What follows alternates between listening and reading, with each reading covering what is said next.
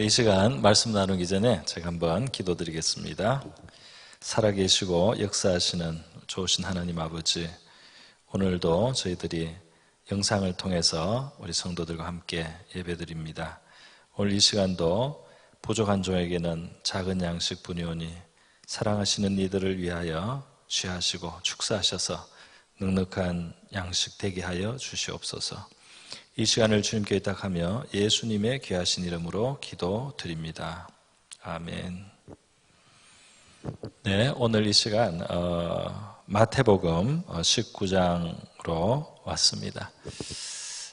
마침 마태복음 19장과 또 우리 오후 예배에 드렸던 사무엘하 말씀이 우리 사람의 죄와 관련된 부분들을 다루고 있어서 우리 이렇게 예배당에 모이지 못하는, 또 이렇게 재난이 있는 이런 시기에 우리를 돌아보고 하나님 앞에서 우리를 한번 회개할 수도 있는 그런 기회를 이 말씀을 통해서 우리가 한번 보면 좋겠다고 생각합니다. 우리 마태복음 19장의 제목을 제가 죄인과 천국이라고 잡아봤습니다. 마태복음 19장을 보면은 크게 이 네 가지 부분으로 나눌 수가 있습니다.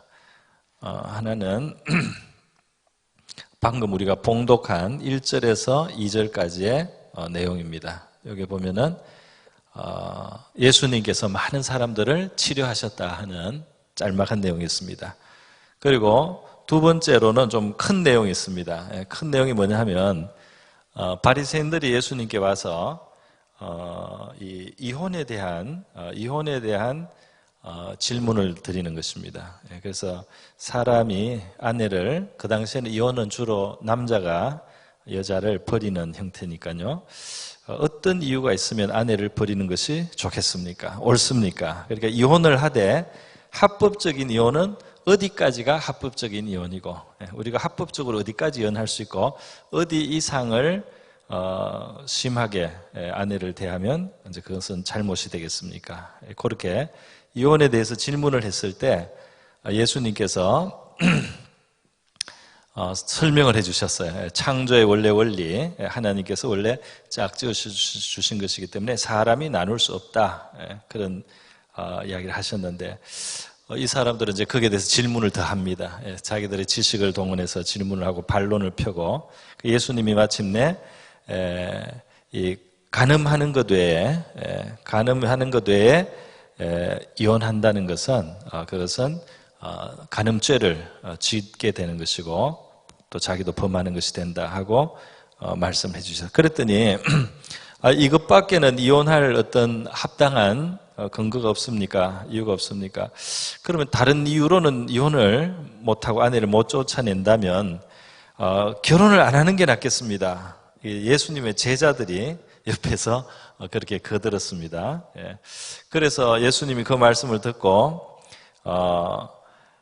결혼 안 하는 것은 여러 종류가 있다. 그러면서 이제 그 결혼 안 하는 것에 대한 또 이야기를 조금 해주셨어요. 그렇게 해서 이혼과 관련된 좀 하나의 그 예수님과의 대화식의 어떤 교훈이 들어 있습니다. 그것이 3절부터 12절까지 좀 큰 부분을 차지하고 있어요. 그 다음에 마태복음 19장의 세 번째는 요 13절로부터 15절까지 짤막한 것인데요.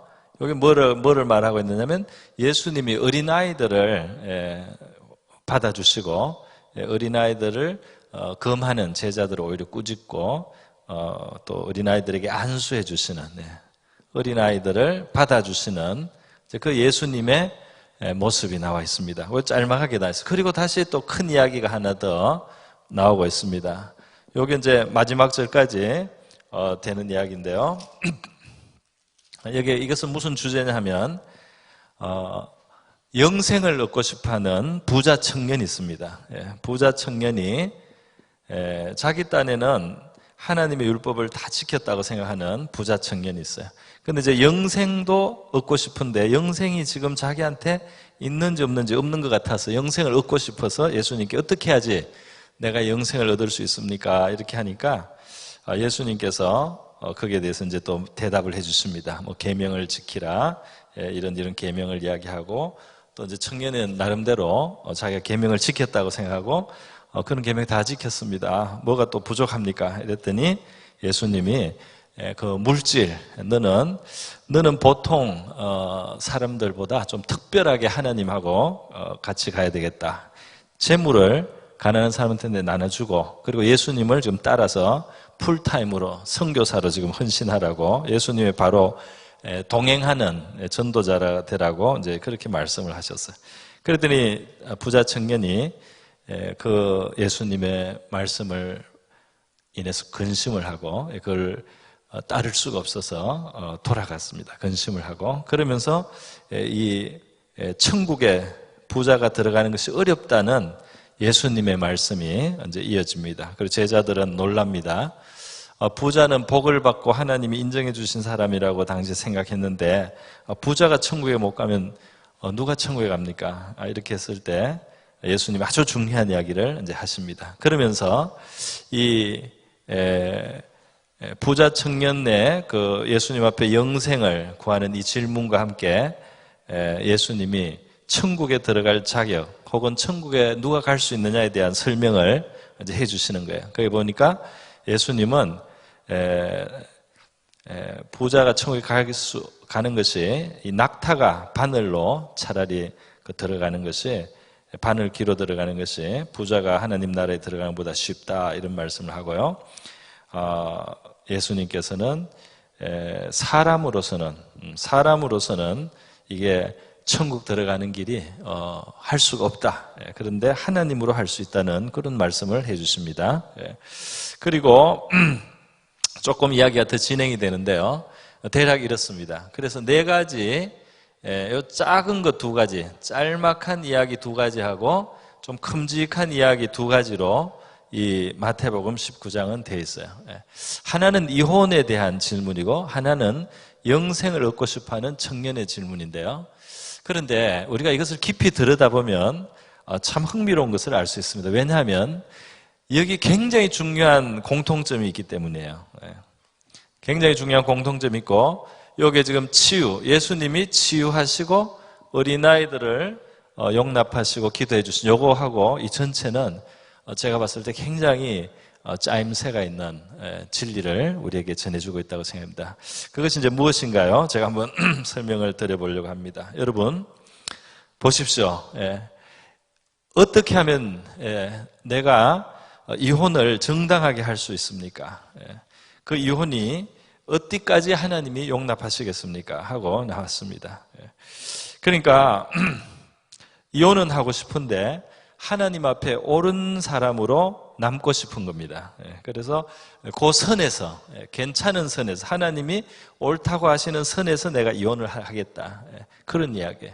그래서 예수님이 그걸 결국 설명을 해주셨어요. 간음 외에는, 배우자가 간음을 했을 때는 이혼할 정당한 사유가 된다는 겁니다. 그러나 간음이 아닌다면 마음에 들지 않는다고 해서 뭐 사랑이 식었다든지, 예를 들어서, 또는 뭐 음식을 못했다든지, 어떤 부족한 부분이 있다, 뭐 병이 들었다, 이런 거 이혼의 사유가 될 수 없단 말이죠. 예수님께서 그렇게 성경적으로 말씀해 주셨어요. 물론 간음을 범한 배우자가 간음을 범했다고 반드시 이혼하라는 뜻의 말씀이라고 볼 수는 없습니다.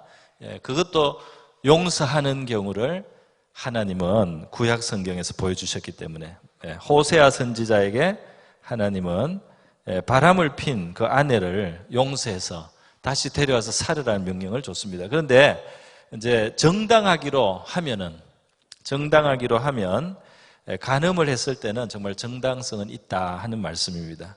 그렇게 예수님이 이야기를 했을 때, 마음에 들어도 못 버리고, 음식을 못해도 그 당시에는 막 타박을 하고, 부인이 뭐 마음에 안 들게 하고 이러면은, 내 뭐 화나게 하고 짜증나게 하면 여러 가지로 이 정도면 이혼할 사유가 된다 하고 그 당시에 사람들이 서로 논쟁을 한 거예요. 그 기준이 좀 까다로운 사람도 있고 조금 더 느슨한 사람도 있었는데, 그런 논쟁이 유행을 하고 있었다 이 말입니다. 그 당시에.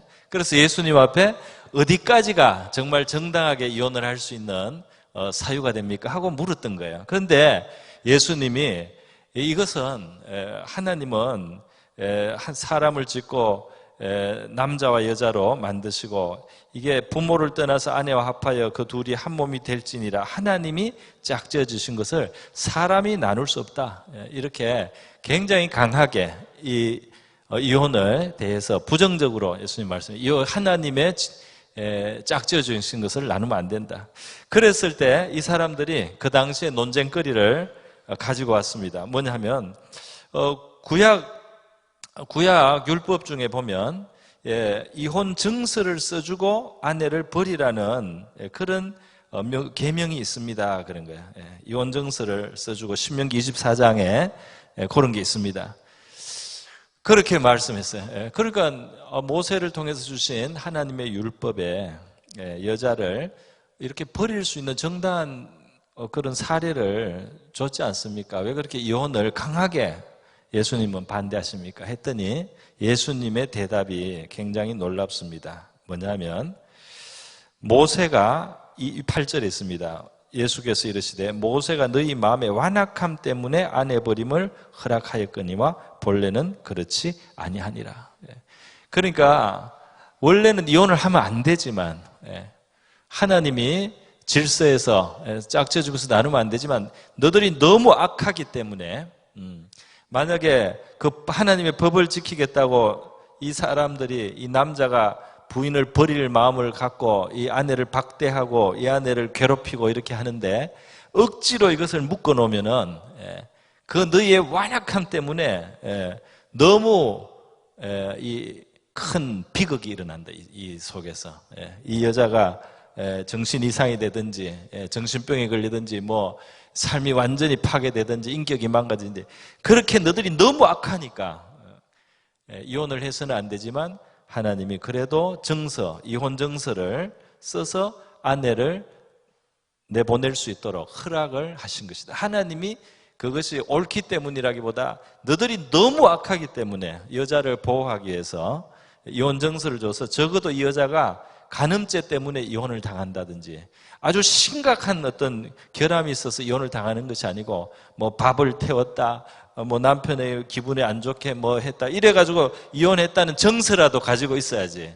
그거를 보고 이 여자가 문제는 이 정도니까 나는 이 여자를 뭐 결혼을 할 수 있겠다든지 이렇게 해서 이 여자에게 어떤 그나마 어떤 보장이 될 수 있도록 그렇게 이혼 정서를 준 것일 뿐이지 하나님이 그걸 그렇게 원래 그렇게 하신 것은 아니다. 이렇게 예수님이 말씀했어요. 그러면서 간음의 연고 외에는 이혼을 하고 이러면 아내를 버리고 다른 데 장가가면 그것은 간음이다. 하나님 앞에. 이렇게 아주 강하게 말씀을 하신 것입니다.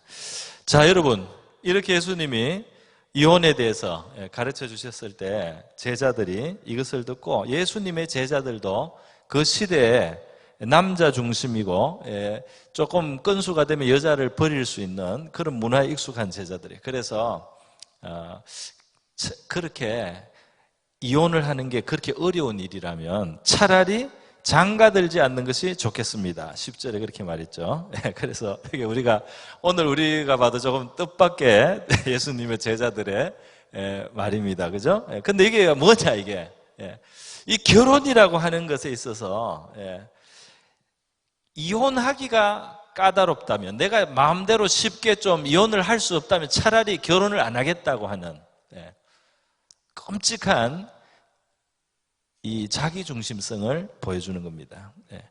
또는 뭐 쉽게 말해서 이기심이죠. 너무 이기적이에요.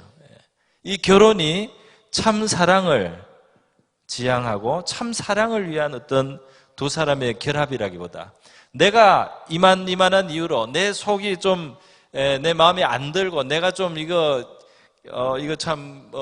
싫어져서 내가 이렇게 좀 마음대로 버릴 수가 없다면 차라리 이혼을 안 하겠다. 그러니까 결혼과 관련해서 얼마나 이 결혼 가정 이런 거는 사랑의 어떤 결정체가 돼야 마땅한데요. 그럼에도 불구하고 이 사람들의 마음과 중심에 있는 게 뭡니까? 너무나 자기중심적이다 이 말입니다. 그 사람을 어떤 사랑의 대상으로 생각하는 것이 아니고 내가 버리고 싶을 때 버릴 수 있는 도구로, 내 만족의 대상으로, 내 어떤 만족을 채워줘야 되는 대상으로. 그래서 내 만족이 되지 않고 내가 마음에 차지 않으면 버릴 수 있는 그런 카드가 돼야지. 그 이상이 되면은 내가 차라리 결혼을 안 하겠다. 이렇게 할 만큼 이기적이다 이 말입니다. 그래서 이게 아주 끔찍한 인간의 이기심, 자기중심성이 나타났어요. 오늘 결혼 생활과 가정을 어렵게 하고 힘들게 하고 또 실제로 이혼에 이르게 하는 그거, 뭐 결혼 뿐 아니라 우리 인간관계, 이 사회의 관계 속에서도 결국 그 고통을 가져오는 그 뿌리에 무엇이 있습니까? 그 뿌리에 있는 것이 바로 이기심이고 자기중심성이고 자기를 철저히 자기의 만족을 구하는 것이지, 그래서 다른 사람은 도구밖에 되지 않는 것입니다. 결혼에 있어서조차 사람들이 이렇게 생각한다면 다른 관계는 어떻겠습니까?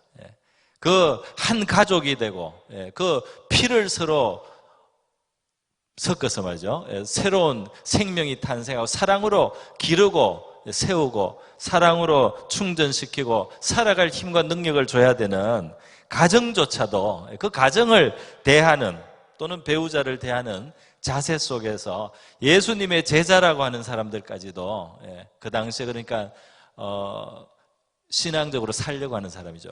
그런데도 생각이, 자세가, 의식이 이 정도밖에 안 됐다 이 말입니다. 그런데 여러분, 이것은 그때만 그런 것이 아니라 우리가 생각해 보면 이것은 그냥 우리 인간이 얼마나 이기적인 존재인가, 우리가 얼마나 자기중심성이 하는 것을 보여주는 사례라고 하겠습니다. 제자들은 그때 문화에 그냥 친숙해서 표현도 쉽게 했을 뿐이에요.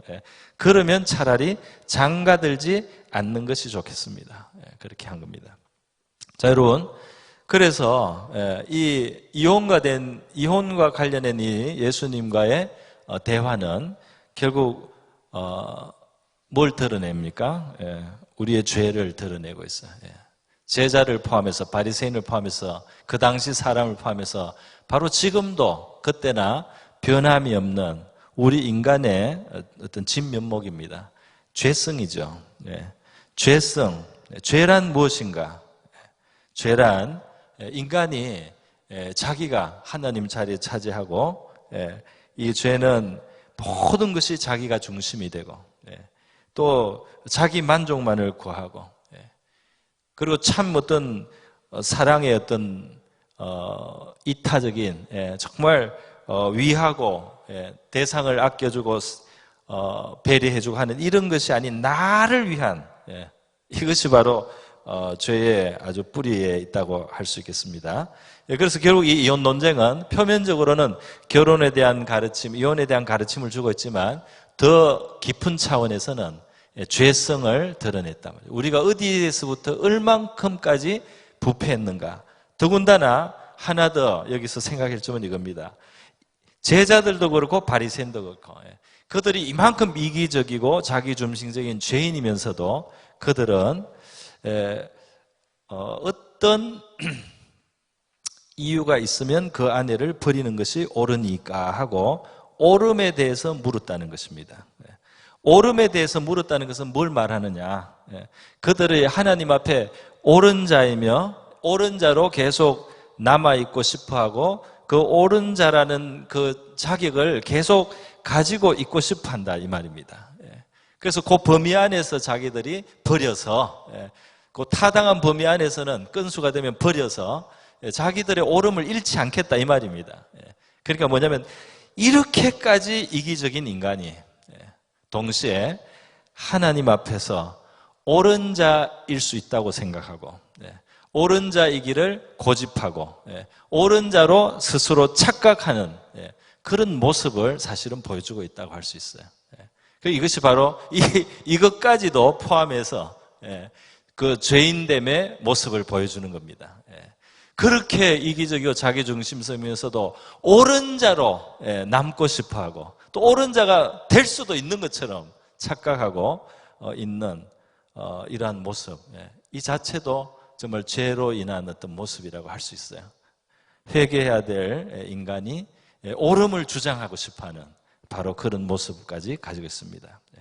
자, 그런데요, 놀랍게도 마태복음 19장에 부자 청년이 예수님 앞에 나와서 영생에 대해서 질문하고 율법을 지켰다는 이런 이야기를 한 것이 전혀 다른 이야기 같지만, 제가 방금 설명드린 이 사건의 뿌리에 깊은 곳에 있는 그 드러난 진실과 이 부자 청년을 통해서 드러난 이 성경이 드러낸 이 진실이 너무나 비슷해서 깜짝 놀랄 지경이에요. 어떻게 비슷합니까? 자, 보세요. 부자 청년이 16절에 예수님께 왔습니다. 내가 무슨 선한 일을 하여 영생을 얻겠습니까? 선한 선생님 이렇게 불렀어요. 그러니까 이 사람은 예수님을 메시아로 알거나 하나님의 아들로 아는 건 아니고 선생으로 아는데, 종교적인 선생을 하는데 선하다는 말을 붙였습니다. 그러니까 이 사람은 인간이 선할 수 있다라고 이제 믿고 있는 거죠. 자기도 물론 그렇다고 생각하는 겁니다. 그래서 그러니까 예수님이 선한 일을 어떻게 내게 묻느냐? 선한 이는 오직 한 분뿐이다. 그러니까 하나님 외에 선하지 않다. 이 말은 사실 하고 싶은 말은 너희 중에는 선한 자가 없다는 겁니다. 우리 인간이, 아담의 후손이 지금 선하다고 자처할 수 있는 존재가 없다, 이 말을 하고 있는 거예요. 그러니까 네 착각하고 있다는 말부터 사실은 예수님이 간접적으로 해주셨어요. 그런데 어쨌든 이 청년은 묻습니다. 어떻게 해야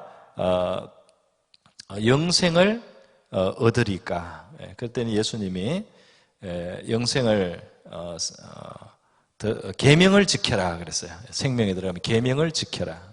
그 계명을 지키라고 했더니 어떤 계명입니까? 예수님께서 10계명에 이제 몇 가지를 말씀했습니다. 살인, 간음, 도둑질, 거짓 증거하지 말라, 부모 공경하라. 이렇게 10계명도 말씀하시고 또 레위기 19장 18절에 있는 말씀까지 이제 인용을 했어요. 여기 이제 대인 관계에 대한 그 계명의 핵심인데, 그게 뭐냐면 내 이웃을 너 자신처럼 사랑하라 그랬어요. 그렇게 이웃 사랑, 결국은 뭐 죽이지 않는 것도, 도적질하지 않는 것도 다 이웃 사랑하고 관계가 있으니까요. 이웃 사랑이라는 이제 그런 계명까지 말씀해 주셨습니다. 그랬더니 20절에 청년이 다 지켰다는 거예요. 이 모든 것을 내가 지켰는데 아직도 무엇이 부족합니까? 이렇게 나왔습니다. 그래서 예수님께서 그래? 네가 더 뭐가 하고 싶은 게 있나? 그러면 네 소유를 다 팔아서 가난한 자들에게 나눠주고 그리고 와서 나를 따르라. 너는 좀 특별한 삶을 살아라. 너는 예수님의 12제자들처럼 일상의 삶에서 완전히 빠져나와서 예수님이 하는 일에 100% 시간을 다 쓰는 그런 좀 다른 주의 삶을 살아라 하고 예수님이 초대를 했습니다. 그럴 때 이 청년이 재물이 많아서 근심하며 돌아갔다는 겁니다. 여러분, 여기에서 보세요. 이 청년이 모든 계명을 다 지켰다 이렇게 생각했어요. 그런데 이웃을 내 몸처럼 사랑하라. 이 청년은 이웃을 내 몸처럼 사랑하라는 계명도 지켰다는 겁니다. 그런데 지금 저기 가난한 사람들이 굉장히 어렵게 살고 있어요. 끼니가 없어요. 그런데 재물을 나눠줄 생각은 없습니다. 이웃을 내 몸처럼 사랑한다고 할 수 있습니까? 이웃을 내 몸처럼 사랑할 수 있어. 이 당시에 이 사회적인 지금 상황은 우리 지금보다 훨씬 거칠거든요. 그러니까 정말 가난하고 정말 헐벗은 사람들이 많은 때입니다. 옷 한 벌밖에 없는 사람들도 있어요. 그럴 때 이 청년은 부자로 살면서 물질을 나눠주라는 말이 너무 힘들었어요. 그런데도 이웃을 내 몸처럼 나는 사랑해 왔다라고 생각하는 겁니다. 내 몸이라면 그렇게 버려둘 수 있겠습니까? 내 몸처럼 사랑한 건 아니죠. 그리고 또 하나가 있습니다. 지금 예수님은 이 청년에게 지금 명령을 하는데 하나님이 사실 이 청년을 향해서 하시는 말씀이에요. 재물을 나눠줘라. 너는 좀 특별한 삶을 살기 위해서 재물을 나눠주고 예수를 따르는 제자가 되고 선교사가 되라는 겁니다. 말하자면 그렇게 했을 때 이 청년은 그 자기가 생각하는 선한 선생, 어떤 영생의 길을 보여줄 그 사람이 주시는 하나님의 말씀이죠. 그것을 거절했습니다. 다시 말해서 이 청년은 하나님보다도 이 재물을 잃지 않고자 하는 마음이 하나님의 요구를 받아들여야 되는 이 상황보다 이 재물을 잃지 않는 것이 더 중요했습니다. 다시 말해서 이 청년에게 있어서 하나님보다 재물이 더 중요했다 할 수 있습니다. 어떤 결정적인 특별한 상황에서 하나님이 이렇게 하라 했을 때 그 말씀을 순종할 때 하나님을 하나님으로, 신으로 우리가 믿는, 왜냐하면 다른 모든 것을 그분께 맡기는 겁니다. 아브라함에게 하나님이 친척 본토 아비 집을 떠나서 내가 네게 지시할 곳으로 가라 했을 때 그 안전망을 다 버리고 말이죠. 그 삶의 기초를 다 버리고 하나님 말씀을 따라가지 않습니까? 하나님을 자기 하나님으로 인정하는 겁니다. 하나님이 나에게 최선의 길을 말씀하신다. 하나님이 그렇게 하라고 했으면 그것이 나의 최선이며 거기에 대한 모든 책임은 하나님이 지시고 나의 삶을 하나님이 해결하신다 하는 하나님에 대한 믿음, 신으로 하나님을 믿는 겁니다. 그런데 이 청년은 하나님이 물질을, 재물을 나눠주고 특별한 삶으로 콜링을 해도 그것을 거절했단 말이죠. 그래서 아주 단도직입적으로 심하게 말하면 이 청년은 재물이 신이에요. 다른 것은 양보해도 그 재물은 버릴 수가 없다 말이에요. 재물은 하나님 뜻대로 처분할 수 없다. 재물이 하나님보다 더 셉니다. 이 청년에게.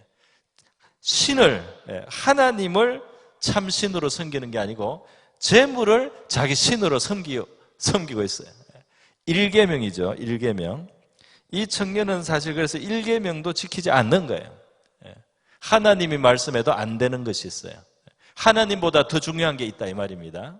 재물입니다. 그래서 이 청년은 1계명에서부터도 틀렸고요 말이죠. 이웃을 사랑하라는 이 계명도 못 지키고 있고요. 계명을 지킨 자가 아닌데 나는 계명을 다 지켰는데 뭐가 부족해서 영생이 아직도 나한테는 없는 것 같고 영생도 나는 얻기 원합니다. 이런 이야기를 했을까요? 사실 재밌는 것은 이 영생이라는 표현은 보통 요한복음에 많이 나옵니다. 요한복음에는 영생이 나오고 마태, 마가, 누가복음에서는 하나님의 나라에 들어간다, 천국에 들어간다 이런 표현으로 더 많이 되어 있어요. 그래서 영생이란 표현은 이 마태복음에는 별로 자주 쓰는 표현이 아니에요. 잘 안 쓰는 표현이에요. 마태복음은 천국, 하나님의 나라 이런 걸 많이 쓰는데 이때 영생이라고 되어 있습니다. 왜 이렇게 됐느냐면 보면 이 청년은 천국에 들어간다는 개념보다 영생을 내가 어떻게 하면 얻을 수 있습니까? 이 청년에게는 영생도 소유의 대상처럼 되어 있어요. 다른 건 내가 이 세상에서 다 얻었는데 영생도 내가 갖고 싶습니다. 영생을 어떻게 하면 내가 얻을 수 있습니까?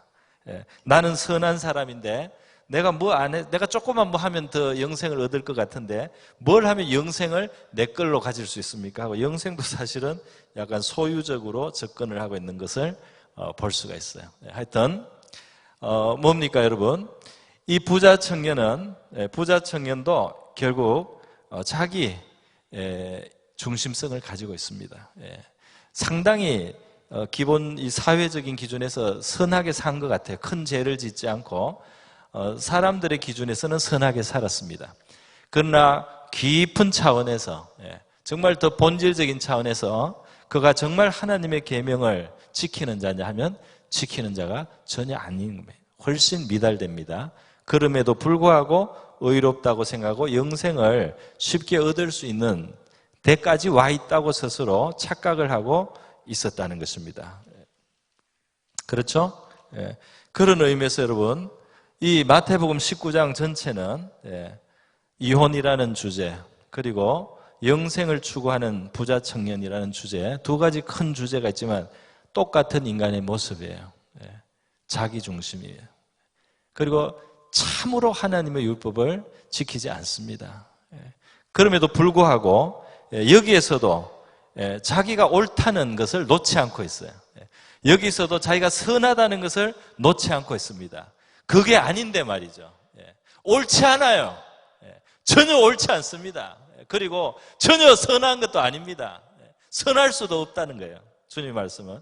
그런데도 나는 옳은 사람일 수 있고 또 옳고, 나는 선한 사람일 수 있고 또 선하고, 그러면서도 실제로 실제의 모습은 죄인의 모습, 자기중심이고 철저히 이기적인 모습이다 하는 것입니다. 그래서 여러분, 이렇게 인간의 모습을 마태복음 19장에서 두 가지를 크게 보여줬습니다. 자, 그러면 여기서 이제 그러면 우리 예수님 더 이 구원에 대해서 뭐라고 하느냐? 당시에 하나님이 그래도 인정을 했으니까 소유가 늘어나고 부자가 된 사람도 천국에 못 간다면 누가 천국에 갈 수 있습니까? 예수님께서는 26절에 아주 결정적인 말씀했습니다. 예수께서 그들을 보시며 이르시되 사람으로는 할 수 없으나 하나님으로서는 다 하실 수 있느니라. 그러니까 이 구원의 문제, 영생, 천국, 이것은 사람이 도달할 수가 없다는 겁니다. 사람으로서는 할 수가 없고 하나님으로서 할 수 있다. 하나님만 해결할 수 있는 문제고 하나님만 영생을 얻는 대로 천국에 들어갈 수 있는 길로 그것을 가능케 하시는 것은 하나님만 하실 수 있고 사람이 할 수 있는 게 아니다. 옳지도 않고 선하지도 않고 계명을 지킬 수도 없고 너무나 철저히 이기적이고 이웃을 내 몸처럼 사랑하라는 이런 계명을 절대로 순종하기에는 너무나 부족한 인생들, 사람으로서는 할 수가 없다. 그러나 그 끝이 아니고 바로 하나님으로서는 다 할 수 있느니라. 여기에 우리의 소망이 있는 줄 믿습니다. 그래서요, 베드로가 예수님께 이제 묻는 거죠. 베드로가 예수님께 보소서 우리가 모든 것을 버리고 주를 따랐습니다. 업으로서 그물을 던지고 이렇게 할 때 예수님 부르니까 오고 또 그물을 깁다가 부르니까 오고 배를 버려두고 그물을 버려두고 아비를 버려두고 예수님을 막 따라와 나왔던 제자들이 있습니다. 그 제자들이 자기들이 이 세상을 버리고 주님을 따랐다. 이 부자 청년하고 자기들은 다르다.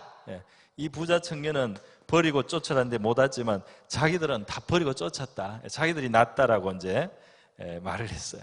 우리가 이렇게 버리고 쫓으니까 무엇을 얻겠습니까? 하니까 예수님이 처음에는 이 말을 받아주는 것처럼 보였습니다.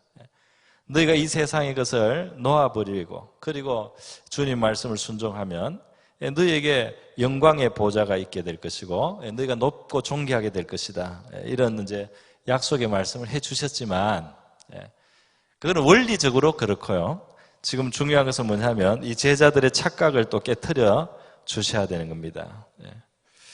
뭡니까? 30절에 예수님이 마지막에 말씀하는 거예요. 30절에 그러나 먼저 된 자로서 나중되고 나중된 자로서 먼저 될 자가 많으니라 그렇게 말씀합니다. 이게 무슨 뜻입니까? 여러분, 이 부자 청년은 처음에 못 버렸어요. 못 버리고 떠나갔습니다. 이런 사람 성경에 보면 니고데모도 있습니다. 요한복음에 니고데모가 나와서요. 니고데모가 등장해서 밤에 예수님 앞에 몰래 나와서 사람들한테 드러나면 자기 어떤 사회적인 평판에 문제가 생기거나 사회적인 어떤 지탄을 받거나 그럴까봐 두려운 마음으로 몰래 예수님을 찾아와서 영생에 대해서 질문을 했던 니고데모가 있습니다. 그러니까 이 부자 청년같이 처음에는 보잘것이 없어 보였어요. 그러나 나중에 예수님이 십자가에 죽고 나서 이 니고데모가 예수님을 장례지냈습니다. 아무도 예수님의 시신을 거둘 생각을 못해요. 제자들 다 도망갔기 때문에. 다시 말하면 이 예수님의 제자들이 먼저 거물도 버리고 배도 버리고 주님을 쫓았지만은 과거에 일시적으로 이들이 정말 의롭고 정말 자격이 넘치는 자들이라면 그렇지 않습니다. 왜냐하면 이 제자들의 모습이 앞에 18장에서도 나왔지만 큰 자가 되려고 하고 있어요. 벌써 욕심이 가득히 들어왔습니다. 예전에 한번 헌신을 하고 하나님의 뜻대로 모든 것을 버리고 살겠다고 했었지만은 시간이 조금 지나니까 더 차지하려고, 더 높은 자리를 차지하고, 더 권세를 차지하고, 더 많은 것을 얻고자 하는 그 욕심으로 사실은 이미 변질됐습니다. 그리고 나중에 예수님이 십자가를 지시고 고난을 받을 때 예수님 부인하거나 예수님을 다 버려두고 달아나지 않습니까? 그러니까 자신들의 현재의 모습, 또 자신들의 미래에 얼마나 형편없는 연약한 죄인인가 하는 것을 이들이 모르기 때문에 지금 과거에 한번 주님 앞에 헌신했던 것을 가지고 자신들이 그 정도 되는 사람, 예수님 앞에 많이 헌신했기 때문에, 많이 순종했기 때문에, 세상을 잘 포기했기 때문에 높아지고 존귀해질 수 있는 자라고 착각을 또 하는가 이 말입니다. 이것도 착각이에요. 이전에 한때 하나님의 은혜가 사로잡아서 순종을 하거나 헌신을 했는데 그것이 자기들의 실력이라고 생각을 하는 겁니다. 그게 자기들이 그만큼 의롭다고 생각하는 거예요. 착각입니다. 주님의 은혜가 너무나 강권적으로 사로잡아서 모든 것을 버리고 주님을 따를 수 있었을 뿐이에요.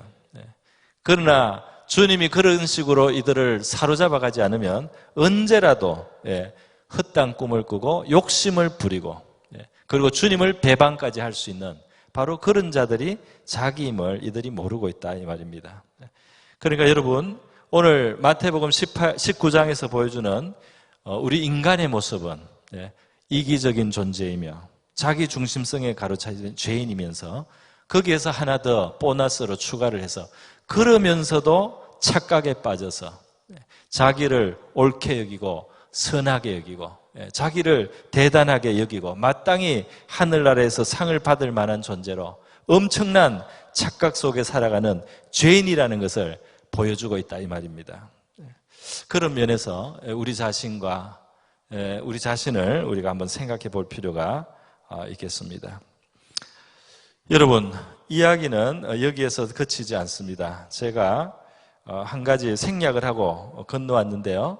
이 이혼에 대한 예수님의 가르침 이 부분에서 이 차라리 간음 외에는 이혼을 할 수 없다는 그것이 하나님의 기준이라면 나는 차라리 결혼을 안 하겠습니다. 차라리 장가들지 않는 것이 낫겠습니다. 라고 말했던 지극히 이기적이고 자기만 생각하는 바로 이러한 제자들. 이러한 제자들인데 그때 예수님이 이 장가가지 않는 문제를 고자 혹은 독신의 삶이라고 하겠죠. 그에 대한 설명으로 연결을 시켰어요. 그러면서 11절 12절에 이렇게 말씀하고 있습니다. 예수께서 이르시되 사람마다 이 말을 받지 못하고 그러니까 모든 사람이 독신으로 살 수는 없다 이 말입니다.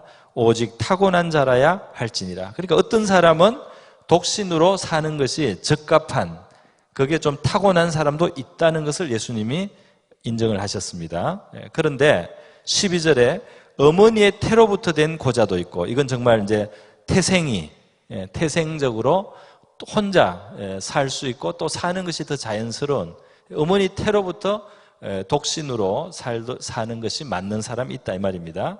사람이 만든 고자도 있고 사람이 그러니까 옛날 우리나라 조선시대처럼 임금 외에는 이 궁전에 상주하는 사람들이 내시로 있어서 그 궁녀들하고 혹시라도 관계가 생기지 않도록 좀 잔인한 법이죠. 그렇게 사람이 만든 그런 제도에 의해서 사람을 그렇게 고자로 만들지 않습니까? 그것도 있고 그 다음 세 번째로 천국을 위하여 스스로 된 고자도 있다. 마지막이 천국을 위한 독신입니다. 고자라는 말을 독신이란 말로 우리 현대적으로 표현할 수 있어요. 천국을 위한 독신 뭡니까? 천국을 위한 독신이 있다 했을 때 실제로 우리 기독교 역사에는 많은 사람들이 독신으로 살기도 했습니다. 지금도 뭐 수녀 생활을 하거나 신앙 때문에 홀로 있는 사람들도 있습니다. 그러니까 하나님을 사랑하고 하나님을 섬기고 또는 이웃을 더 많이 섬기려고 더 많이 섬기려고, 더 자유롭게 섬기기 위해서 결혼을 하지 않는, 결혼과 가정과 배우자와 어떤 성적인 그런 충족을 포기하고 하나님을 위해서, 이웃을 위해서 혼자 사는, 정말 자기를 초월해서 살아가는 참된 사랑이 나타나기도 하죠. 그렇다고 이제 성경이 독신을 더 위에 두고 뭐 꼭 이런 건 아닙니다. 그러나 여기서 예수님이 하나의 가능성을 말씀하셨어요. 얼마나 이기적인지, 결혼을 하면서도 이혼할 조건을 먼저 따져보는 사람들. 이혼을 할 수 있느냐, 내가 요만하면 요렇게 버리고 요렇게 보상을 받을 수 있나, 요거를 따져가면서 결혼을 하는, 그렇게 이기적인 인간들, 이 죄인들의 세상이지만, 어떤 경우에 자신의 모든 어떤 행복이나 삶의 어떤 만족이나 인간들이 누릴 수 있는 어떤 많은 것들을 포기하고 하나님을 위해서 자기를 바치고 이웃을 위해서 자기를 바치는 그러한 일이 동시에 이 땅에는 일어날 수 있다는 것을 예수님이 말씀했습니다. 할렐루야. 구원도 사람의 힘으로는 받을 수 없고, 그것도 하나님만 구원을 할 수 있고 영생을 줄 수 있는데, 그런데 이렇게 죄를 벗어난 삶도 마찬가지 아니겠습니까? 이것이 바로 하나님이 이만큼 사람의 마음을 거룩하게 만들고 사람의 마음을, 이기심을 온전히 벗어나서 사랑의 삶으로, 하나님을 완전히 섬기는 삶으로, 그것을 하나님이 할 수 있다는 것을 우리 전체에서 우리가 알 수가 있습니다. 자, 그러면 이제 마지막으로 전체를 이제 묶어봅니다. 앞에 여기 자그마한 이야기 1, 2절에서 치유하는 예수님의 모습이 있었어요. 그죠? 그리고 13절에서 15절에 어린아이를 안수해 주시고 용납해 주시는 예수님 모습이 있었단 말입니다.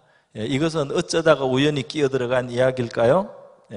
오늘 이 큰 이야기 속에 인간의 죄성을 이렇게 성경이 보여줬다면 저는 이 두 가지 이야기도 굉장히 의미가 심장하다고 생각합니다. 어떤 의미에서 그러냐?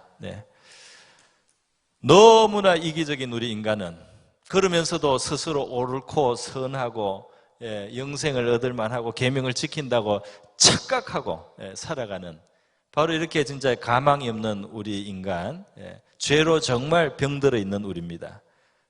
그래서 우리의 희망은 우리 자신에게, 사람에게 놓고는 구원을 주실 수 있는 하나님, 그 하나님의 은혜와 능력으로만 가능한데, 바로 예수님이 치유자로 모습을 보여주셨다 이 말입니다. 고치는 자. 물론 여기서는 육신을 고치는 거지만, 육신을 고치면 그 육신을 고치는 모든 주님의 그 행동 속에는 우리 영혼의 병인 죄를 해결하고 죄를 씻고 또는 죄의 그 세력에서 벗어나게 하고 그 죄의 본성을 벗어날 수 있게 만들어 주시는 주님의 영혼의 치유, 영적인 치료까지 여기에서 깊은 의미를 가지고 있는 겁니다. 그래서 이 이기적인 인간이 구원받으려면 주님의 치유가 필요합니다. 할렐루야.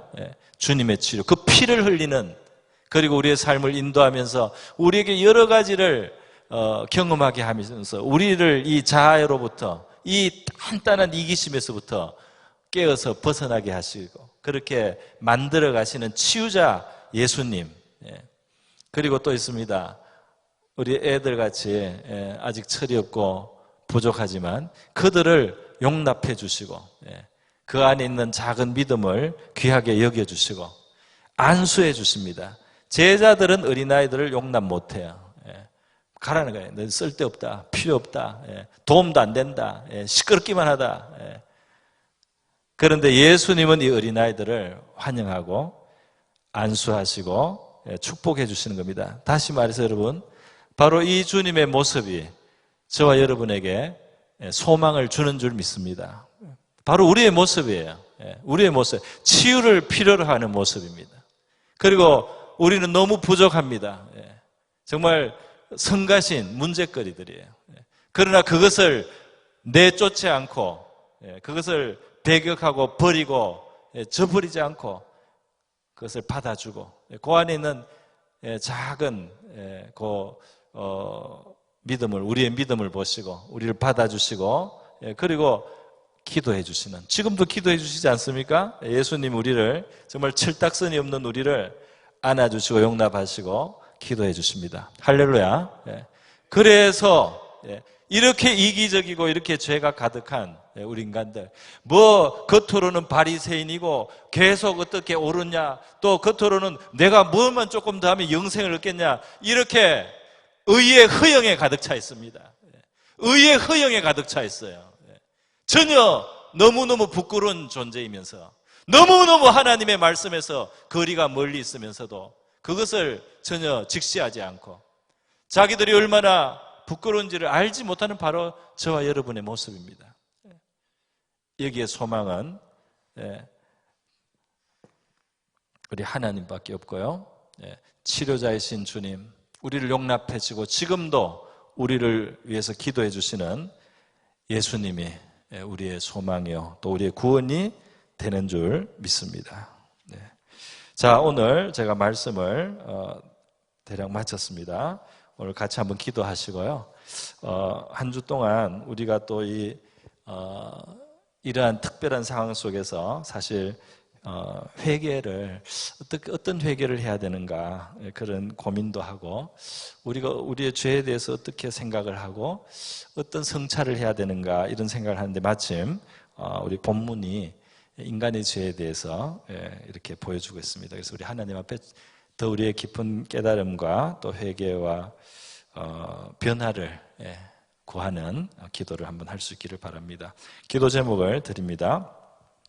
먼저 우리 영혼의 의원 되신 주님을 찬양하고요, 감사드리고, 이기심으로 가득 찬 우리의 영혼을 치유하시고 철없는 아이와 같은 우리를 용납하시고 또 도와주시고 우리를 위해서 기도해 주시는 그리스도의 은혜로 우리가 온전케 되게 하여 주시옵소서.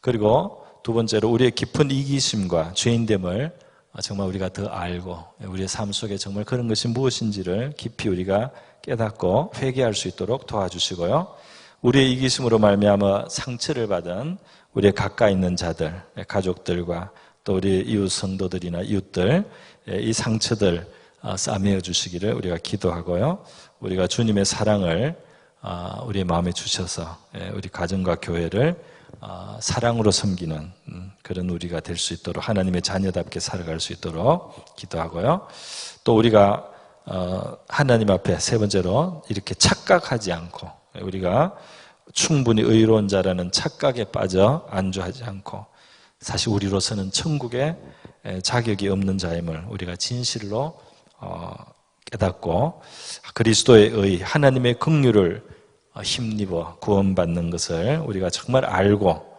그리고 비록 지금은 나중된 자 같들 할지라도 겸손히 주님을 의지해서 꾸준히 나아가서 주님 앞에 설 수 있는 우리가 되게 해달라고 이제 그렇게 기도하면 좋겠습니다. 다 함께 기도하겠습니다. 기도합니다.